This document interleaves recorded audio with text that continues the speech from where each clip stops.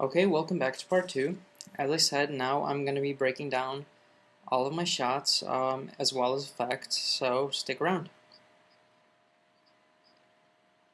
So the first shot is of the galaxy, and we've already seen that. I'm going to move on to the sitting. In here I actually have the grass from Photoshop in compositions, and like I said, literally all it was the grass brush, and then I just filled it completely black. And that's all that really is.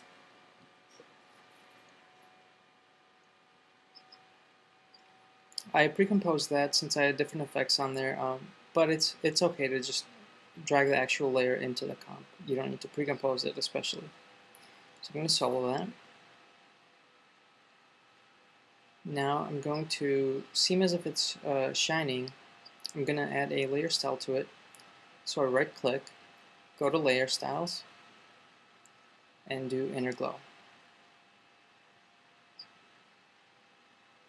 That's a little strong for me, and I kind of want a purple pinkish,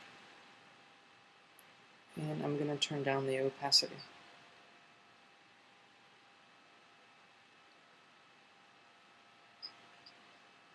As you can see, it's also moving, and to do that, I added Turbulent Displacement.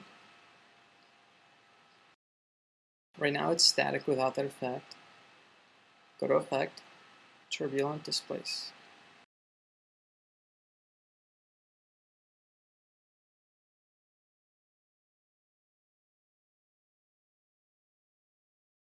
I'm going to go to Twist. It's too strong right now. Just a little bit.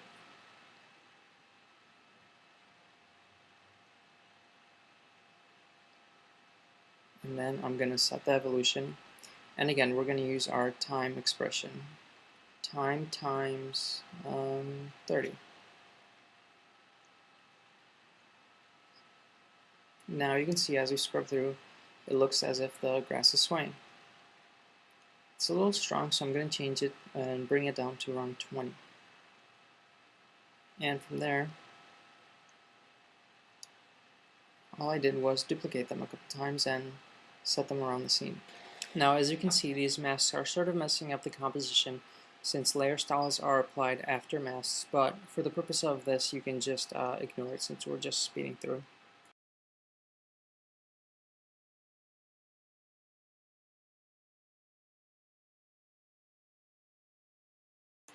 I don't know if you can tell on the screen, but his highlight is actually sort of shimmering as it goes.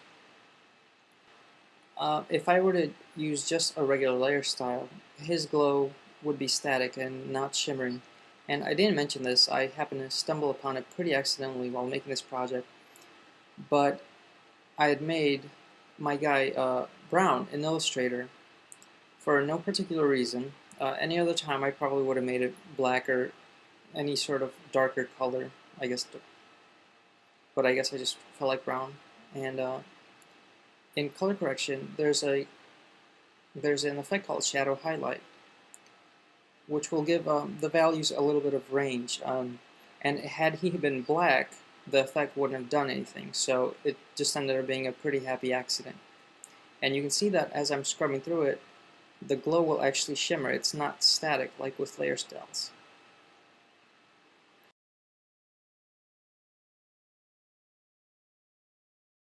And then from there, I just added curves to it. I slammed the brown to black, and then brought up the highlights to blue and red. And then for shadow highlight, you can actually just leave it as it is, or you can uncheck the auto amounts and mess around with it however you like. Doesn't really matter.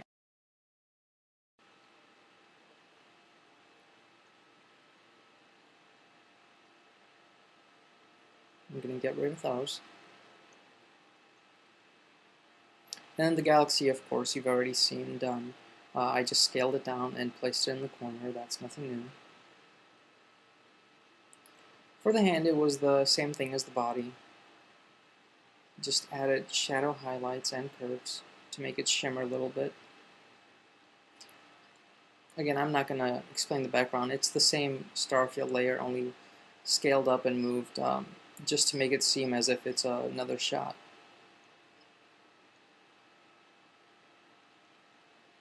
Okay, so now I've got my eye ready, and I'm going to add an effect called Bulge.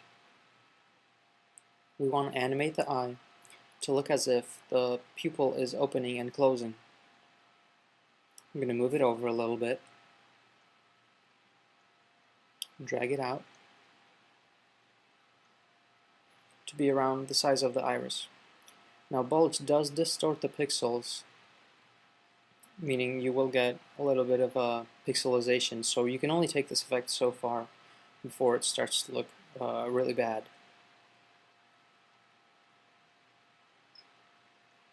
So it can stay like this for now. Also, I have a wiggle on the actual eyeball, and in order to remain consistent, I want to add an expression so that the bulge center ties to the position of the eye, so that as it's bulging, if the eye moves this way, the bulge will move that way too. Otherwise, you saw that the bulge moved over to somewhere else. Right here on my layer marker is where the drums kick into my musical track, meaning that I want to bring the bulge down as if the iris is closing and reacting to the music.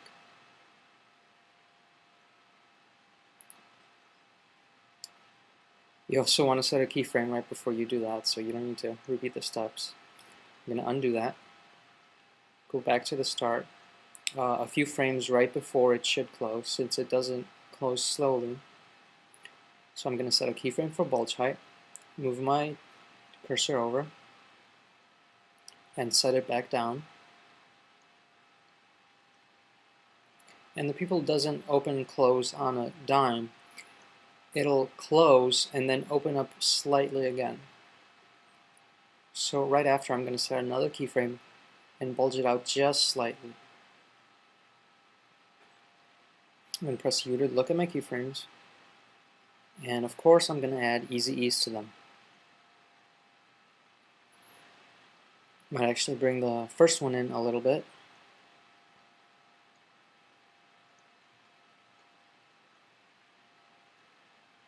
And then do a quick RAM preview.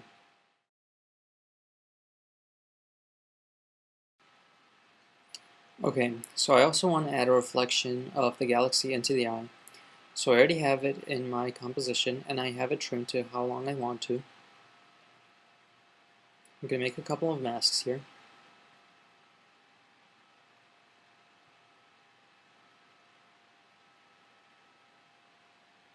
Move that one over.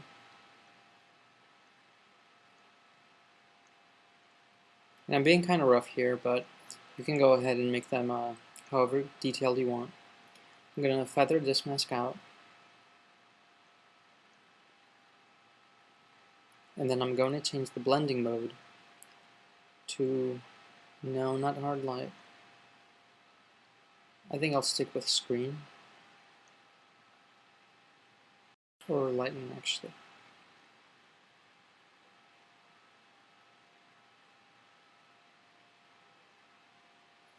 Press T for opacity, and I'm going to bring it down just slightly. Okay, now that that's how I wanted, I'm going to add spherize to it, since it is supposed to be reflecting in an eyeball which is round. Just drag it on there, and bring up the radius.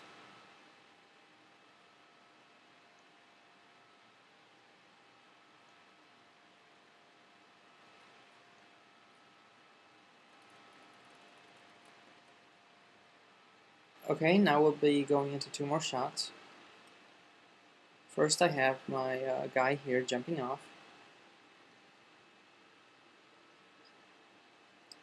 As you can see, he's not moving very much. All that's happening is this grass layer is moving up. And then the actual guy is animating, jumping up, but he's not moving.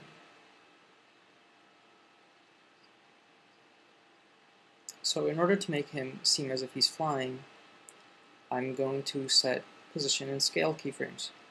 So right around here, right before he launches, I'm going to set keyframes for position and for scale.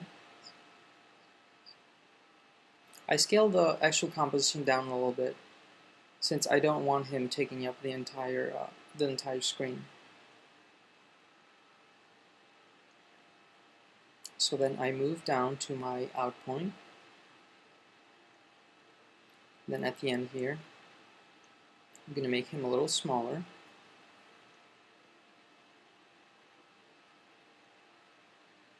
And I'm going to move him down. Also, if you hold down Shift as you drag, it'll drag in a straight line rather than curvy. These two beginning keyframes I'm also going to easy ease so that he doesn't fly off as harshly. However, the last two I'm going to leave alone, so I don't want it to seem as if he's stopping. I want it to seem as if he's still flying. If I were to use easy ease, he would gradually go into that position, whereas I want him to seem as if he's still flying when the shot cuts.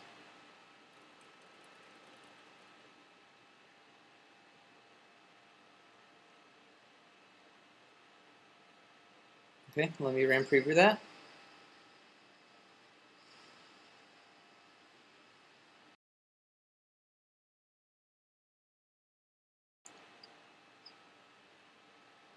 Okay, now we're going to add our glow to it. Originally I had made it with effects, however I'm going to show you how to do it with just simple layer styles.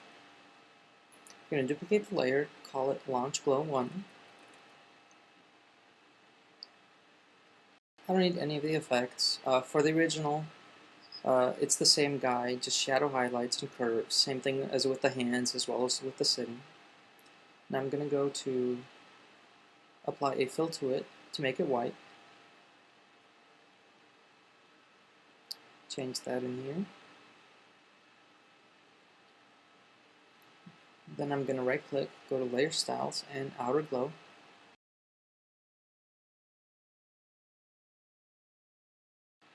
I'm going to make it white for now. And then bring out the spread.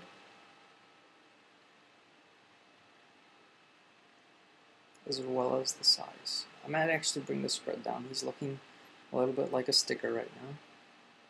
And then mess with the range here. Okay, now I also don't want him to start glowing until he's actually launched. So we're going to set keyframes for the glow. I'm set the size keyframe. Press my stopwatch, bring it down to 0. And then right around there, when he starts to launch, I'll bring it up to the size that I want. So tracking through this, I don't want him to be glowing as much anymore, since layer styles don't scale along with the layer. So I'm going to set a keyframe to bring the size back down. So now he starts off not glowing, goes to the maximum, and as he scales down, he'll gradually go back down. Now I'm being kind of rough with this. Obviously you'll want to play around with it, but for the purpose of time, we're just going to speed through this. Now I'm going to put that layer beneath the original guy. And since it is a duplicate of that layer or that composition, it has all the same keyframes, so we don't need to set new ones for scaling and position.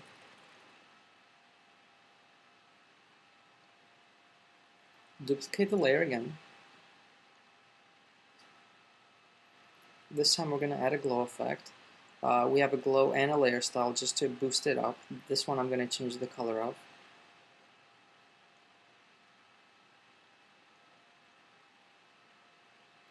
Bring the glow up a bit.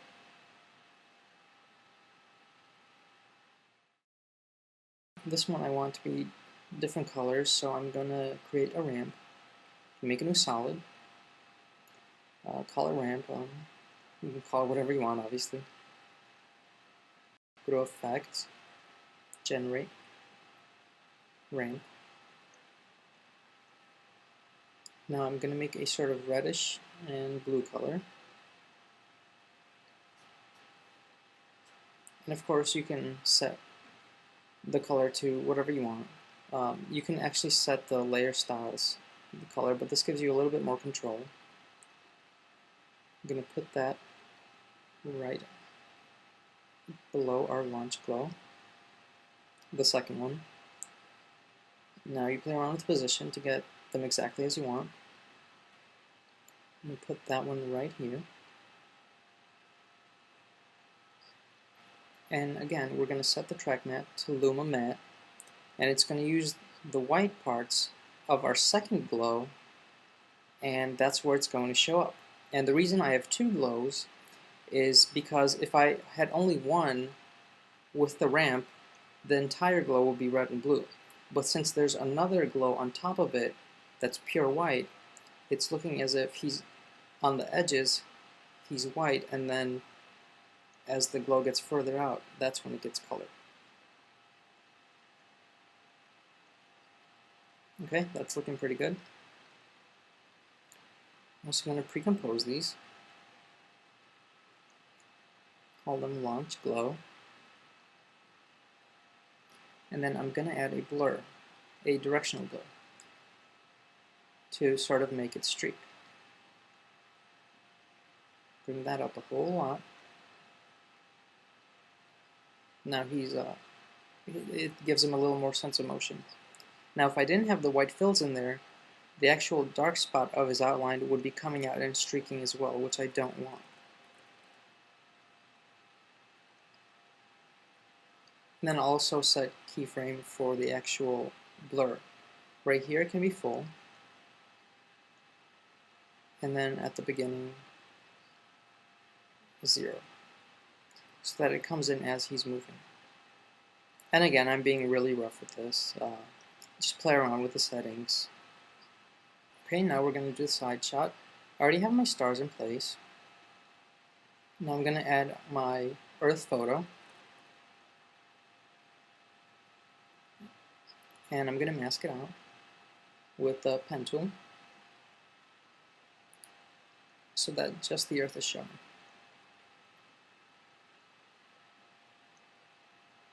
So again, I hit MM for mask properties, and I feather the mask. Actually, I'll bring these points up so that the edges of the composition don't get masked as well. You can see that they turned a little bit dark.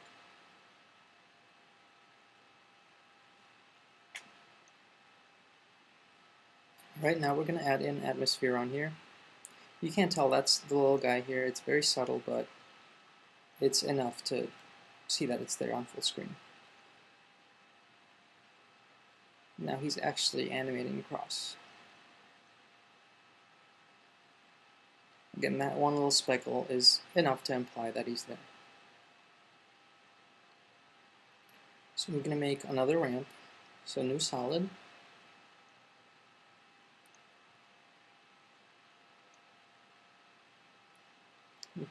Type it in here and apply it to my layer. This one I want to be a light blue, so I'm going to change the color here.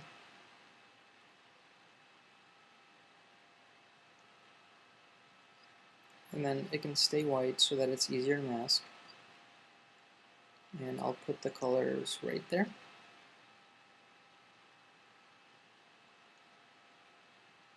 And set it to add. Oh, actually I'm going to change the color to black. Now it disappears with the blended mode. And I don't want it covering the Earth, so I'm going to take my mask that I already have made for the atmosphere. I'm going to copy it, and then Command V to apply it to my ramp. Now it's doing the opposite of I want, so I'm going to change to subtract instead of add. Now it only shows up there. And again, I'm going to play with the mask properties to however I want. I'm going to bring the feathering down a little bit as well as the mask inside. And that actually looks pretty good. It got that nice little halo there.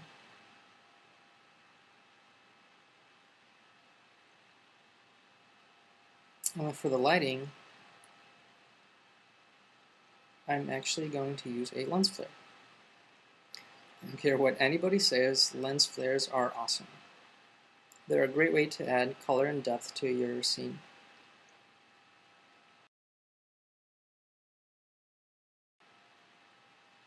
I'm going to put that right on there.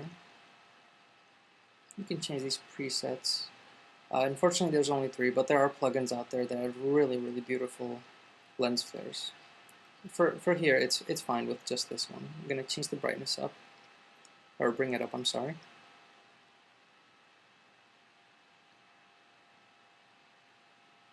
And I'm going to add curves to it to give it a sort of reddish pinkish hue.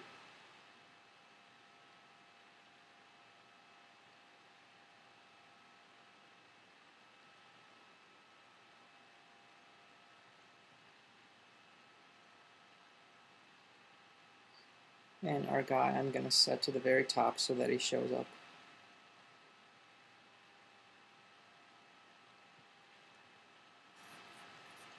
Right, that's looking mighty fine. And then we're moving on to the final shot. And if you remember, I already have my guy animating here to look as if he's flying. I'm going to take this one and scale it out just slightly, since I am going to be adding camera shaking a little bit. This one was the same thing, just added shadows, highlights, and curves. And then I also added levels. I wanted this one to be different, so I wanted to look as if the sun was behind him, so the edges are sort of red around him. And then I also want to add a shadow, since if the sun is behind him, he's going to be casting shadows. So I'm going to duplicate the layer, set it beneath the first one, and add an effect called CC Light Burst.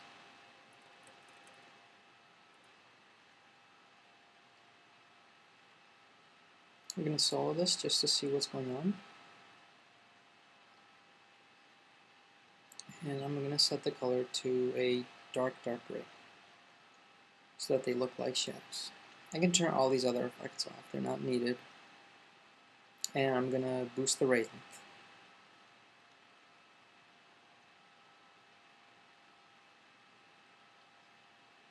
Right, that's looking pretty good.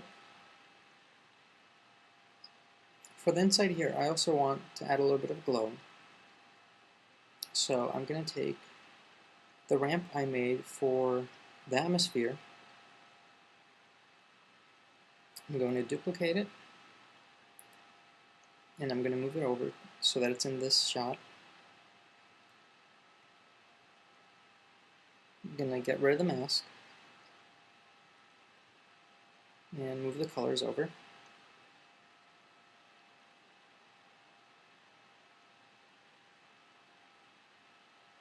And I'm going to set it to radial. Now we have a little bit more of the edges still intact.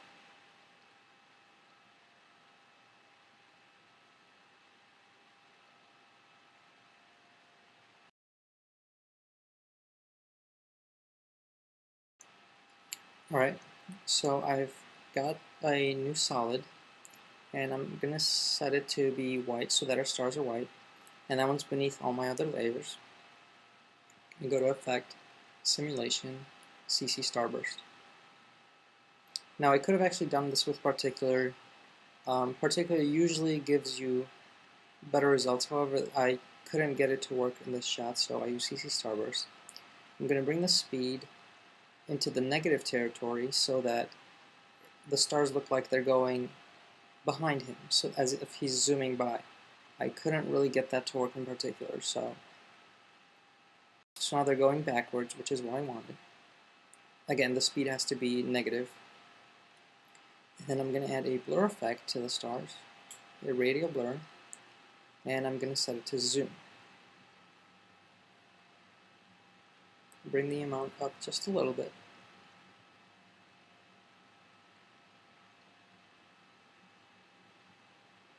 I might change the center just a little bit. I'm going to solo it and see what's going on.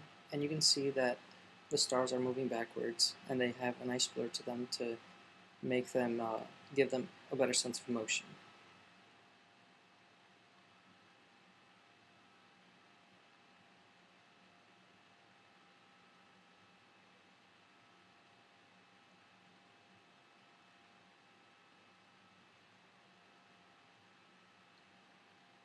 My guy here, I'm going to add a little more camera shake. So I'm going to use my wiggle expression for the actual composition. So I alt-click, type in wiggle, let's say maybe 3 times per second at 20 pixels.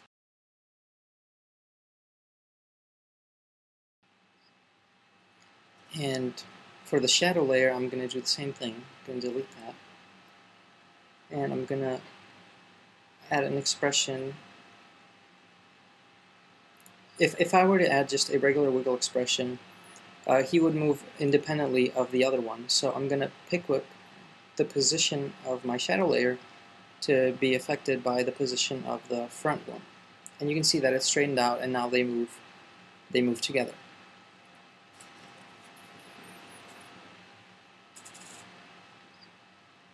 We'll scale these back down a bit since their hands are at the edges.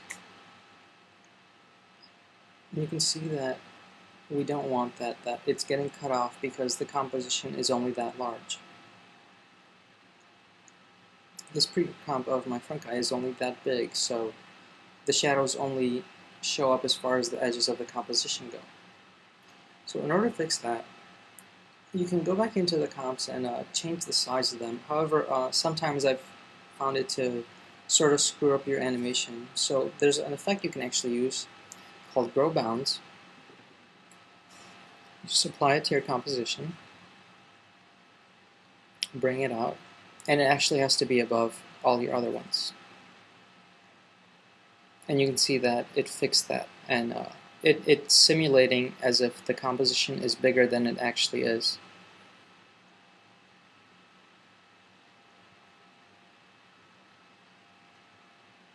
So now you don't have to drill down into your comps in order to resize them. Alright, click RAM Preview, and that's looking pretty good. You can add any other effects you want. Like I said, this is a little bit rough. And then my other 2 shots are just repetitions of the previous one, so I don't really need to explain them.